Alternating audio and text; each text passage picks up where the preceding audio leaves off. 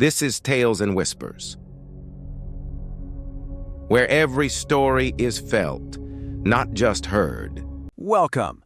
Today, we're going to unpack a short but really powerful story.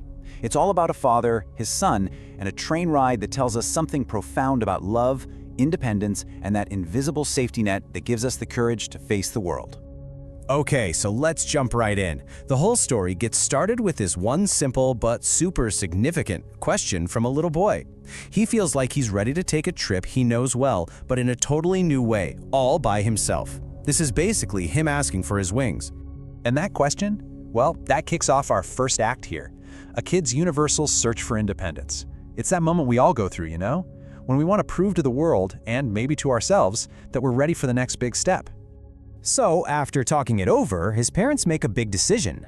They say yes. They decide to put their trust in him. And this isn't just some random trip. It's the yearly train ride to his grandma's house. He knows the route, but this is the first time he'll be navigating it completely alone. Now, right here on the platform, just as the train is about to leave, we get this really important little moment.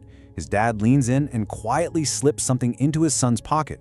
It's this small, mysterious gesture, like a little backup plan, just in case the big adventure gets to be a little too much.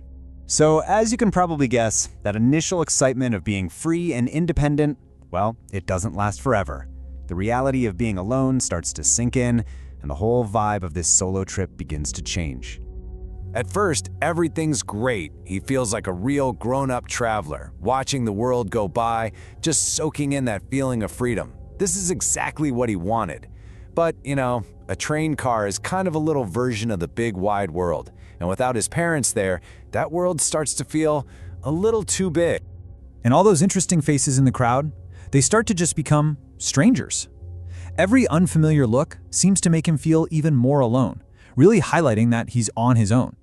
That feeling of adventure is starting to fade, and this quiet anxiety is creeping in. Then the conductor comes by. He's just doing his job, of course, but he asks the boy why he's traveling by himself. And all of a sudden, this brave act of independence is being framed as something strange, something that needs an explanation. The questions make him feel less like a hero and more like he's vulnerable. And this is the tipping point. A woman on the train just gives him a look. And it's not a look that says, wow, what a brave kid. It's a look of pity. And that one look from a total stranger just shatters his confidence.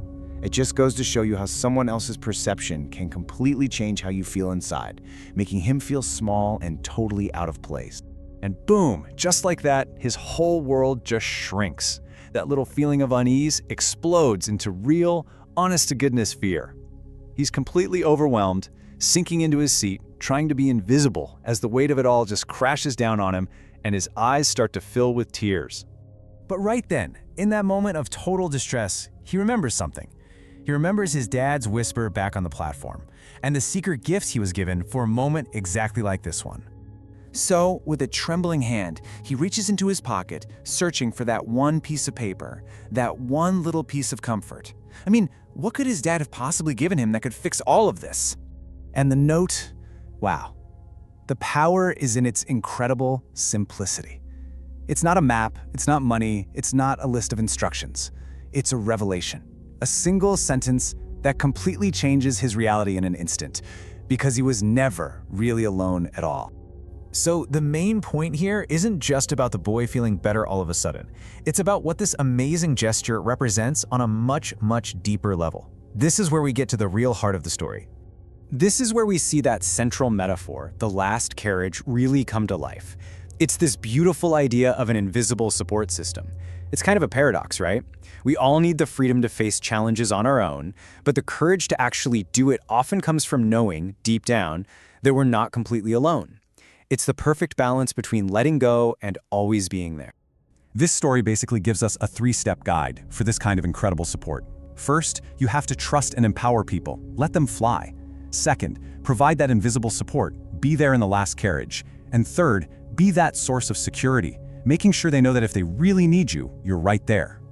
So here it is, the big takeaway. Real security isn't about restriction or control, it's about a constant, quiet, reassuring presence. Giving the people we love their independence, their wings, is absolutely essential.